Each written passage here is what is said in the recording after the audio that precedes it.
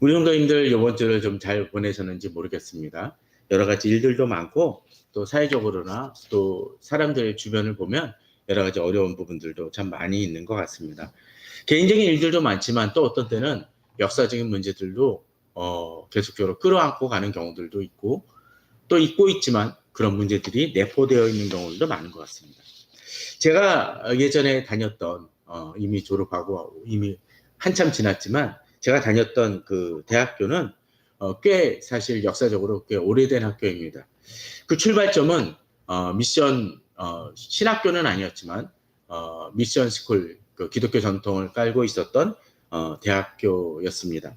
근데 그 학교는 소재지가 평양이었습니다. 평양이었다가 해방되어지고 이제 남북에 갈라지면서 학교가 이제 이 서울 쪽으로 내려와서 상도동에 위치하게 됐었습니다. 그런데 가끔 그런 얘기들을 합니다. 정확한지는 정확히 모르겠고 지금 평수는 당연히 다르겠지만 그 당시 있었던 그 땅이 통일이 되어지면 이제 되찾아야 되지 않냐. 우리 땅이다. 근데 그 땅 자리가 바로 어디냐면 김일성 대학 자리라고 얘기를 합니다. 물론 이제 김일성 대학은 지금 아마 그 당시 저희 학교 갖고 있었던 그 위치보다는 훨씬 더 규모가 크겠죠. 그럼 어떻게 될까요? 정말 통일이 되면 어떡할까요? 이미 수십 년이 지났고 그리고 이미 거기서 나름대로 다 그 규모가 있는 상황 속에서 차지할 수 있을까요? 제가 봐서는 거의 불가능하지 않을까라는 생각이 듭니다. 그런데 가끔 보면은 그런 일들이 있곤 합니다. 일제시대 때 일제 이하들 또는 해방 후에 뭐 토지 개혁들을 통해서 자기 땅을 빼앗기거나 또는 그 월남에서 또는 북으로 돌아가 이 반대의 경우도 자기 땅을 되찾지 못해서 힘들어하는 사람들이 분명 있을 것입니다. 그럼 그런 경우에 그 땅을 찾을 수 있을까요? 쉽지는 않아요. 찾는다 할지라도 복잡한 문제들이 있을 것 같습니다. 근데 그런 문제들이 꼭 일제 때만 있었습니까? 어떤 때는 6.25 전쟁으로 인해서 발생되어진 문제도 있을 것이고 또 독재 정권으로 인해서 또는 기업의 불법적인 그 땅을 취득함으로 인해서 발생되어진 토지권 문제는 분명 있을 수 있을 것입니다. 그럴 때 어떻게 해야 될까요? 특별히 독재 정권 때 이 적이는 아니더라도 이렇게 땅을 빼앗긴 건 아니더라도 생명을 잃거나 고난으로 인해서 후유증을 앓거나 또는 여러 가지 자신이 누려야 될 것들을 누리지 못하고 감옥에 오랫동안 있었던 사람들이 있다라는 그들의 피해를 어떻게 복구해야 될까요? 지난번에 얼핏 얘기를 드린 적이 있지만 저는 제주 4.3에 관계된 그것들을 보면 그분들이 정말 고통을 받았던 경우들을 많이 봅니다. 일제 때는 막 일제가 막 다 걷어감으로 인해서 제대로 먹지 못하고 굶고 뭐 흉년이 들어서 힘든 일이 있었는데 나중에 해방 후에는 또 미군정에 의해서 막 그것들이 뺏기거나 자기들이 됐던 것들을 공출당하는 일들로 인해서 고통받았던 많습니다. 그러다가 4.3까지 터지니까 어쩌지 못해서 이 한쪽을 택하거나 또는 몰림으로 통해서 고통받고 가족을 잃는 경우들이 엄청 많습니다. 규모상으로 3만 명이라는 얘기까지도 등장을 하죠. 복구가 되겠습니까? 쉽지 않습니다. 어떤 때는 피해자와 가해자가 그 제주도 내에 공존하는 경우마저도 있을 수 있습니다. 또 외부에 의한 것도 있죠. 어떻게 다 해주겠습니까? 또 상당수가 돌아가신 상황 속에서 또 불구를 경험한 분이 있다면 그걸 어떻게 복구시키겠습니까? 불가능한 일이죠. 꼭 역사적인 문제가 아니더라도 우리 개인적으로도 그럴 수 있습니다. 어떤 사람에게 공격을 당하고 피해를 입고 부당하게 당한 사람들이 힘들어하고 어려울 수 있습니다. 또 그런 경우도 있죠. 요새 맨날 나오듯이 금수저, 뭐 흑수저 또는 아빠 찬스, 엄마 찬스에 의해서 출발 자체가 다른 사람들의 그 상황 속에서 우리들은 과연 어떻게 이 분노하고 또 어떤 때는 불평할 수 있는 것들이 어떤 때 정당한 것들 그 불평 속에서도 우리가 어떻게 이 싸움을 이겨나가야 될지에 대해서 우리는 답답하고 힘들어할 수 있습니다. 특별히 그것이 단순히 개인적인 분노가 아니라 진정으로 정당한 분노 상황이라 할지라도 과연 그 속에서 우리는 어떻게 대응하고 어떻게 풀어가야 할지를 오늘 본문을 통해서 좀 살펴보았으면 합니다. 물론 이 복수하시는 하나님 그 시리즈를 통해서 계속적으로 보겠지만 이 불평과 분노도 정당한가 했었을 때 어떤 한 측면을 이야기하는 것이지 이것을 한 모든 불평과 분노에 대해서 다 적용할 수 있는 부분도 아닐 수도 있다는 것을 미리 좀 전제를 깔고 이야기를 시작하도록 하겠습니다. 오늘 본문은 저희들이 다 읽진 않았지만 1절에서 한 40절까지를 봐야 되는데 오늘은 1절에서 11절까지를 보면서 그 뒷부분도 좀 살펴보겠습니다. 자, 먼저 1절, 2절 한번 보도록 해보죠. 이 시편도 여러 가지 하나님께서 보응해 주시는 것에 등장을 하는데 1절, 2절에 근데 좀 독특한 표현들이 나옵니다. 악을 행하는 자들 때문에 불평하지 말며 불의를 행하는 자들을 시기하지 말지어다. 그들은 풀과 같이 속히 배임을 당할 것이며 푸른 채소같이 쇠잔할 것이미로다 라고 되어 있습니다. 어떻게 되어 있습니까? 악을 행하는 자들 때문에 불평하지 말라고 되어 있습니다. 컴플레인입니다. 답답하니까 말하게 되죠. 물론 이 불평이란 부분들이 다 부당하거나 잘못된 것은 아닙니다. 그런데 그 불평이란 부분들이 내게 악영향을 끼칠 수 있기 때문에 사실 하나님께서 이 불평이라는 표현을 쓰고 있습니다. 이것은 무조건 참으라는 얘기는 아닙니다. 분노하지 말라는 것도 아닙니다. 그런데 그 불평을 다스릴 수 있어야 된다는 거죠. 나중에 한번 살펴보겠지만 야고보서에서 보게 되면 그런 얘기가 나옵니다. 분을 품더라도 언제까지? 저녁 때까지는 그 다음날까지는 품지 말라는 표현을 씁니다. 이 분노가 어떻게 했기 때문이겠습니까? 역시 나를 지배해서 내가 그 분노를 제어하는 것이 아니라 분노가 나를 지배할 때 힘들게 되고 또 문제가 생깁니다. 종종 영화들이나 그런 데서 보면 그런 얘기가 있습니다. 어떤 분노가 막 치밀어 올라서 결국은 이게 막 이 분노가 지배해서 악한 어떤 SF나 그런 데 보게 되면 호러 영화에 보면은 그게 악마라든지 막 악령이 되는 그런 모습들하는 게 사실은 그거는 지나치고 있을 수 없는 일이긴 하지만 사람들이 그렇게 되는 경우가 있습니다. 분노에 휘둘려서 처음에는 사람들이 그러죠. 위로해 줍니다. 너 정말 힘들겠다라고 하는데 이 분노가 너무 지배해 버려가지고 남들 보기에는 이제 도와줄래야 도와줄 수 없는 경우로 망하는 경우들도 있죠. 그러게 이 시편 37편에서는 이 불평에 대해서 7절, 8절에서 나옵니다. 1절은 봤죠? 7절에서는 어떻게 합니까? 여 앞에 잠잠하고 참고 기다리라. 자기 길이 형통하며 악한 꾀를 이루는 자 때문에 불평하지 말라고 되어 있고 또 8절에서도 분을 그치고 노를 버리며 불평하지 말라. 오히려 악을 만들 뿐이라고 되어 있습니다. 그 악을 관리해야 된다는 거죠. 우리는 그럴 수 있습니다. 악을 행하는 자들, 불의를 행하는 자들 때문에 불평할 수 있습니다. 또 시기할 수 있습니다. 근데 그것이 나를 압도해 버릴 수 있죠. 그러기 위해서 7절에서 뭐라고 되어 있습니까? 여호와 앞에 잠잠하고 참고 기다리라는 것입니다. 여호와 앞에 잠잠하고 참고 기다리라. 당장은 자기 길이 형통하고 악한 꾀를 이루는 자들이 나보다 앞서 나가는 것 같습니다. 그런 것 때문에 불평합니다. 잘못됐다라고 인식하는 거하고 그 불평이 나를 지배하는 건 좀 다르죠. 그런데 이 불평이 지나치게 되고 정말 앞서게 되면 어떻게 될까요? 8절처럼 오히려 악을 만들 수 있습니다. 예를 들면 이런 경우일 수 있을 것 같아요. 교통사고를 하다가 접촉사고가 났어요.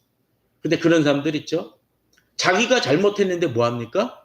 화를 내고 분노하고 너 운전을 이따위로 하느냐 하면서 막 욕을 해야 되는 사람도 있습니다. 거기에 대해서 당신이 잘못하지 않았습니까? 라고 얘기를 하면 더 뭐하나요?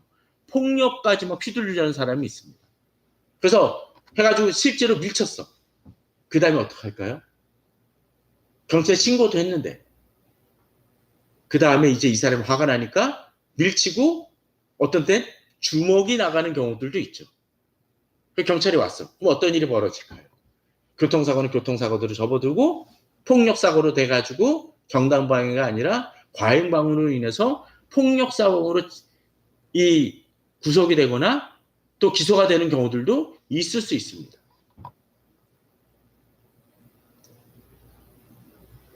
또 그런 경우들도 있을 수 있겠죠. 어떤 때 폭력 사고로 인해서 내가 이렇게 공격을 당하고 어려움이 당했는데, 그것으로 인해서 또는 사기를 당했는데 내가 분노한다고 해서 그 사람을 치게 되면 또 문제가 발생되어 있습니다.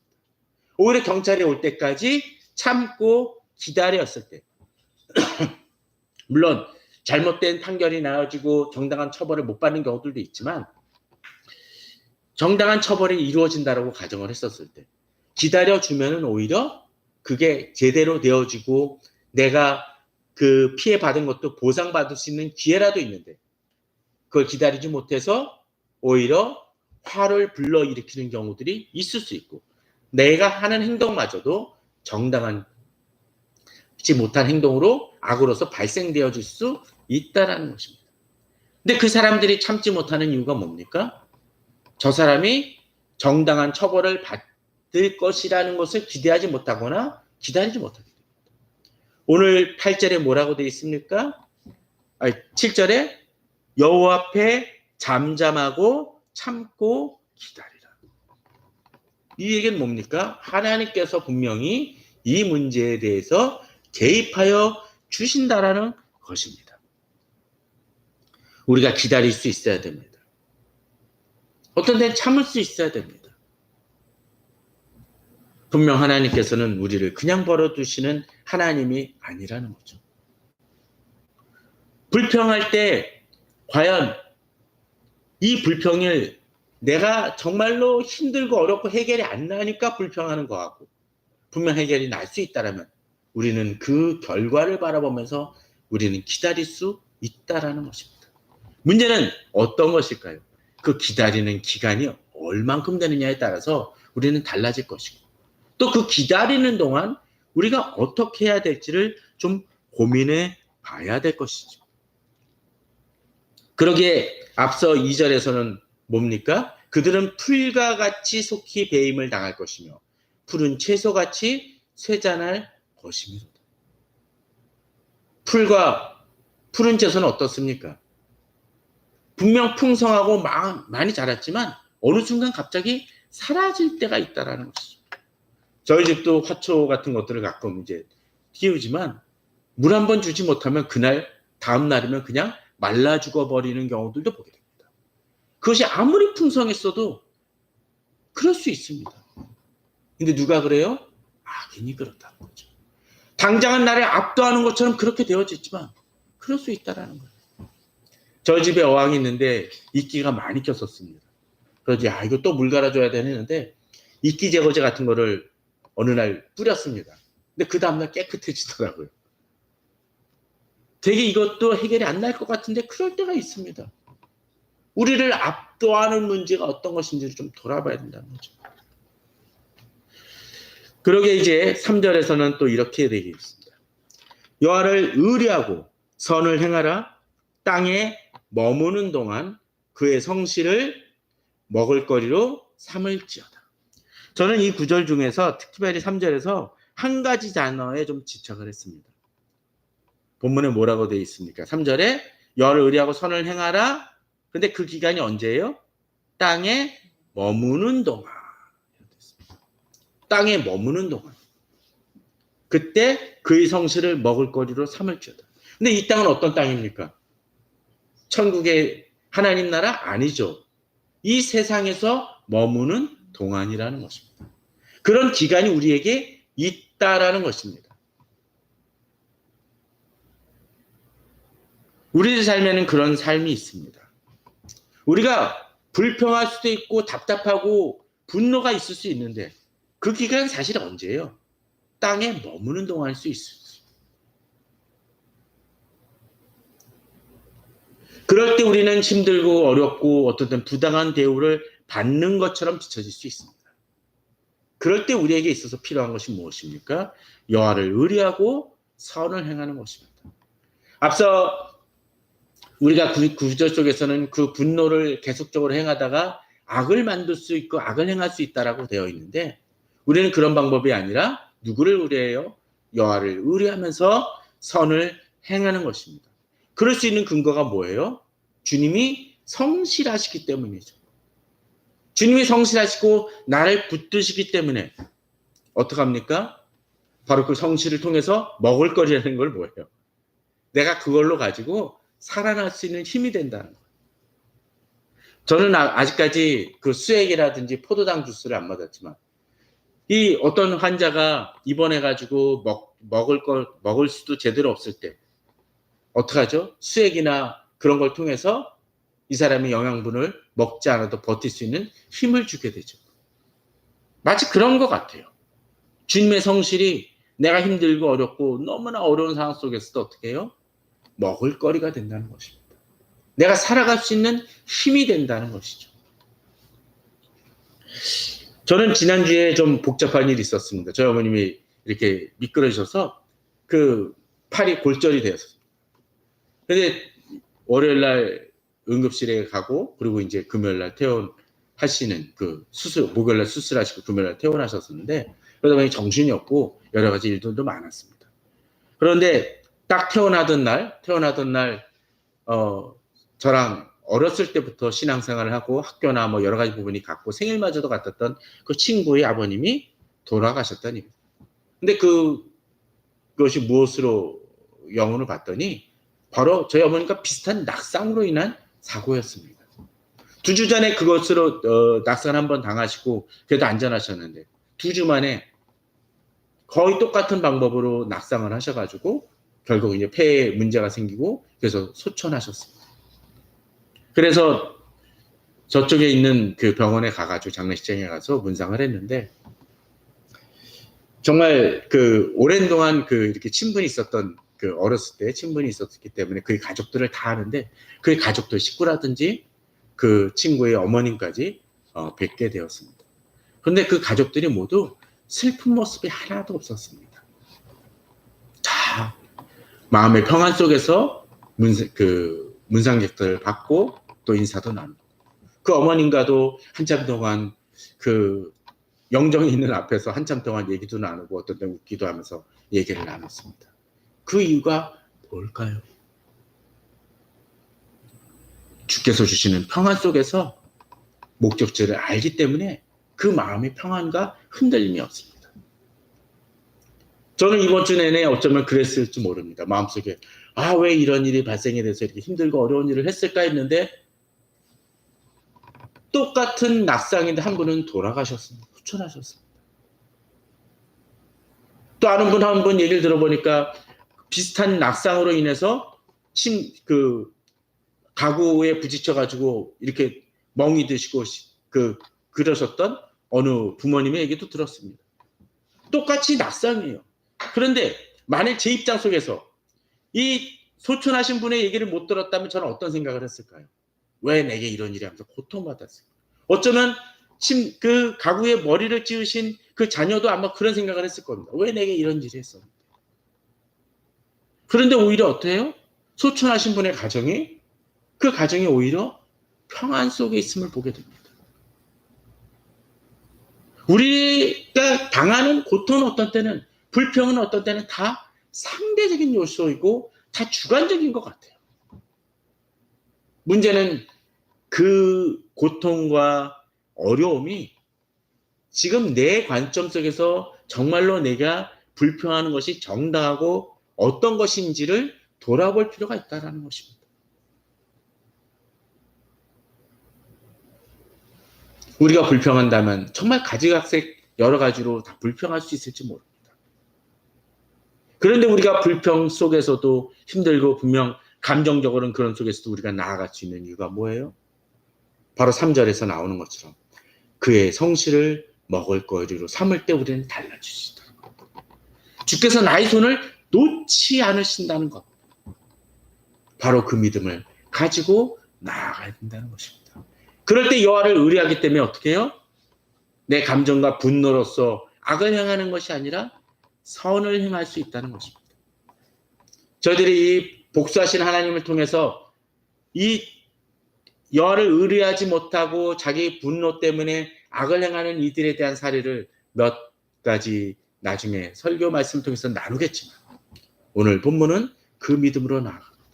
그렇기 때문에 4절에서는 뭐합니까? 여호와를 기뻐하라고 되어 있습니다. 어떻게 해요? 주님께서 왜?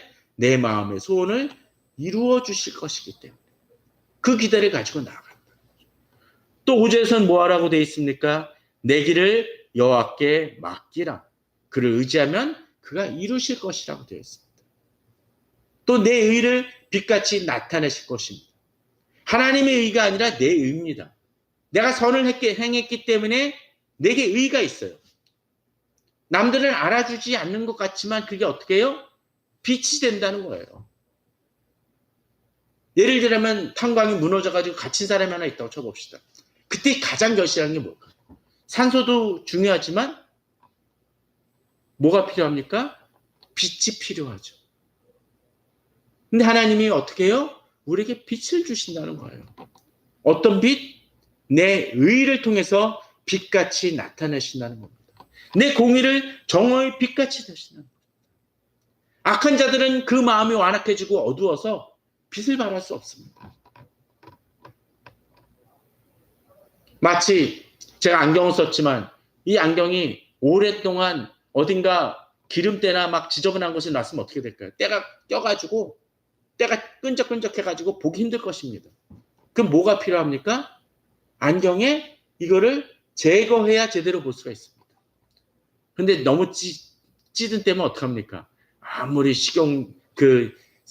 트리오로 닦고 세제로 닦아도 잘 안 닦일 때가 있습니다. 우리 약이 그렇게 작용할 수 있다는 것입니다. 근데 빛을 발하는 사람들은 어떡합니까? 계속으로 빛을 발하기 때문에 어떻게 해요?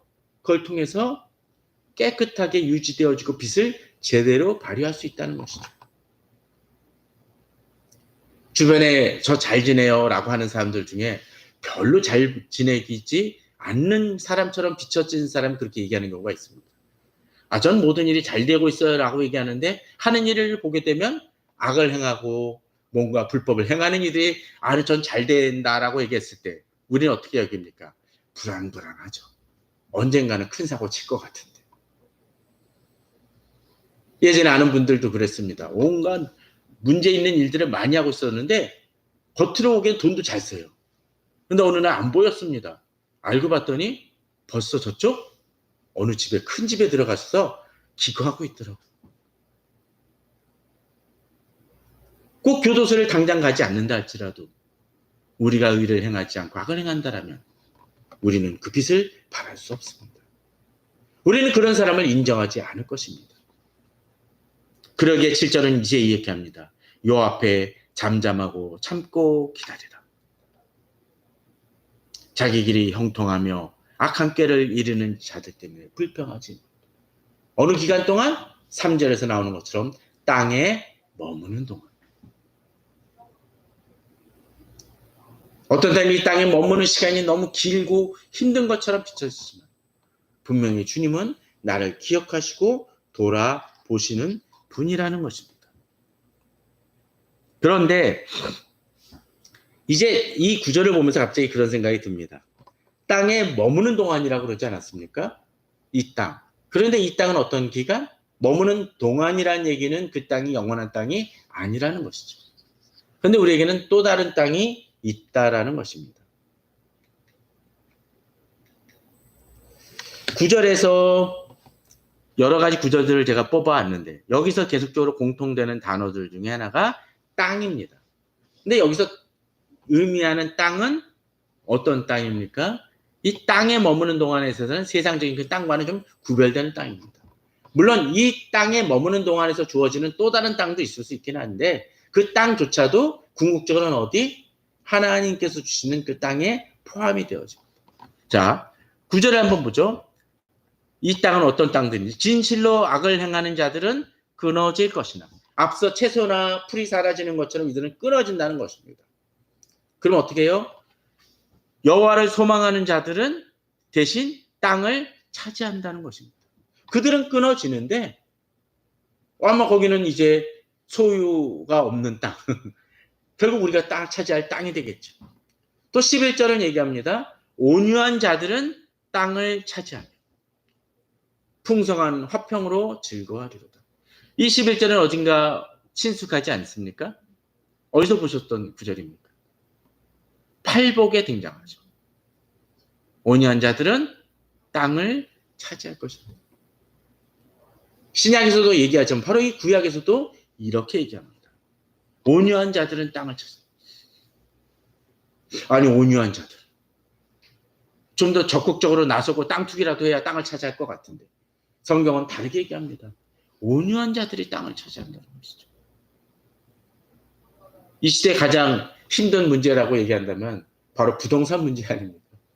아마도 이 집값 내리게 하고 이 집값을 좀 잡으려고 하면은 많은 사람들이 불평한 사람들도 참 있습니다. 고마운 사람들도 있는 반면에. 아니, 땅 투기는 잡아야 되는데 하면서 자기 땅값 올라가는 것에 자기 땅값이 내려가면 분노하죠. 정치를 잘못한다고 얘기합니다.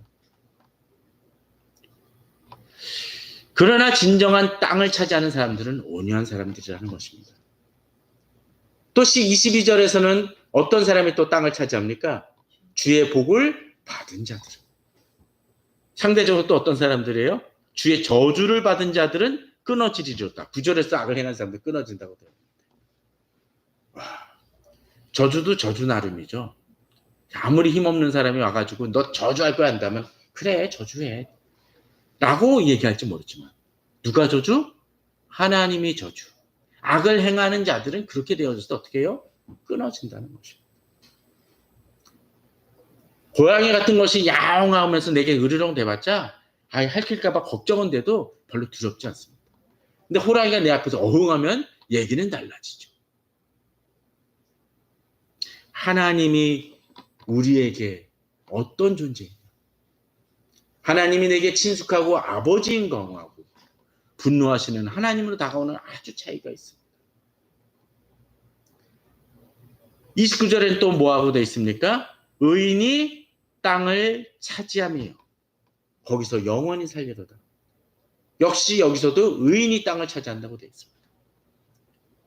제가 아는 분들 중에 과민지 사이판 쪽에 여기 뭐 콘도와 뭐 그걸 투자하면 돈을 번다고 하면서 열심히 추진했던 사람이 있습니다. 본인이 알고 그랬는지 모르고 그랬는지 한 50년 정도 땅을 소유할 수 있고 이제 그걸 통해서 이득을 얻을 수 있다고 했습니다. 제가 아는 분들 중에도 투자한 사람이 있습니다. 또 그에 반해서 거기 절대 투자하지 마라. 이거 그쪽 사이판이나 뭐 법을 알면 이게 안 된다라고 얘기를 했는데 결과는 뭐였을까요? 결국 투자한 사람들 다 돈을 날리고 어려움을 겪고 나갔습니다.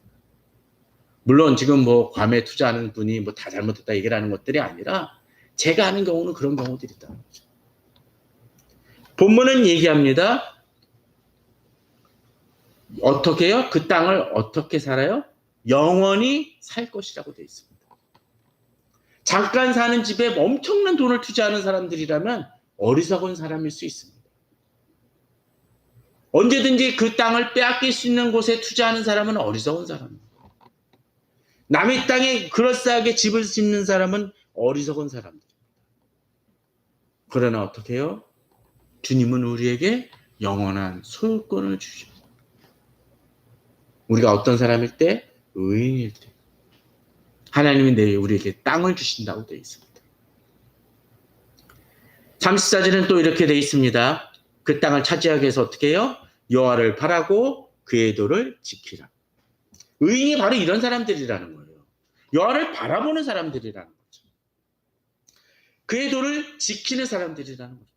바라는 보는데 주님을 따르지 않는 사람. 주님 말씀대로 살지 않는 사람.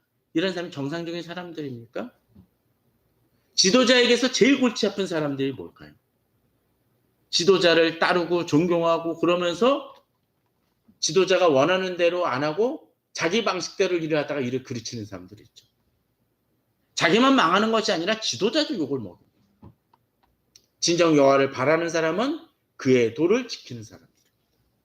이 시대 한국교회와 성도의 많은 문제점 중에 하나는 바로 이것입니다. 하나님을 경배한다고 해요. 그런데 그 삶을 보면 뭐예요? 다 자기 멋대로 살아가. 세상 법칙대로 살아가. 그러면서 하나님께 예배 드린다고 합니다.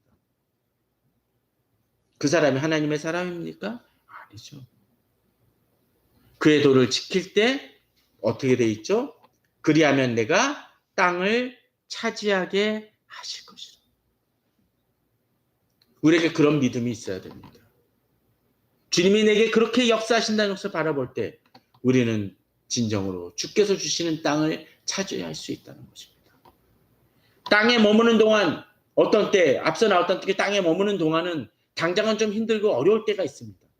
근데 바로 기다림, 앞서 교통사고가 났는데 경찰이 오기 전에 내 방식대로 분노로 내 감정으로 해결하려다가 일을 더 망치는 그런 사람들처럼 되지 마시고 진정으로 여호와께서 나를 붙드심을 믿고 믿음으로 나아간다는 거죠. 물론 이 땅에 머무는 동안에도 하나님께서 무조건 우리가 핍박을 당하고 어려움을 당하라고 만드시진 않습니다. 분명 그 기간에 대한 문제도 이 복수하시는 하나님 그 시리즈 중에서 제가 다루긴 하겠지만 오늘 본문 속에서 우리가 땅에 머무는 동안 기본적인 그 원칙 어떻게 살아야 될지를 본문은 보여줍니다. 자, 땅에 차지하게 하실 것이라 하고 이제 마지막에 뭐라고 얘기하십니까? 악인이 끊어질 때 어떻게 합니까? 내가 똑똑히 보리로다. 그들은 분명 잘 되고 번성하고 자기가 행한 대로 다 이루는 것 같지만 결국에 어떻게 해요? 9절에서 나왔던 것처럼 끊어질 것이고 푸른 채소같이 사라질 것이고 쇠잔할 것임을 분명 하나님은 약속하고 계신다는 것입니다.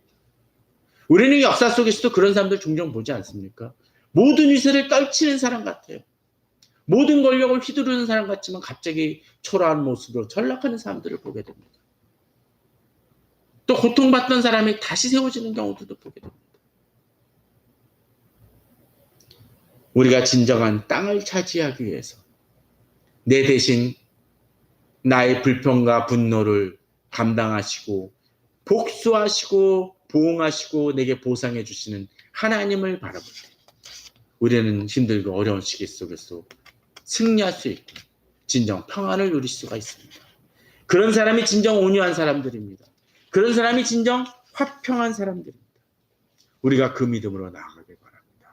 그러함을 통해서 진정으로 땅에 머무는 동안에도 힘을 내고 진정으로 궁극적으로 주께서 주시는 진정한 아름다운 땅, 풍요로운 땅, 그 땅을 누리시는 우리 성도님들 되시기를 주님의 이름으로 축원합니다.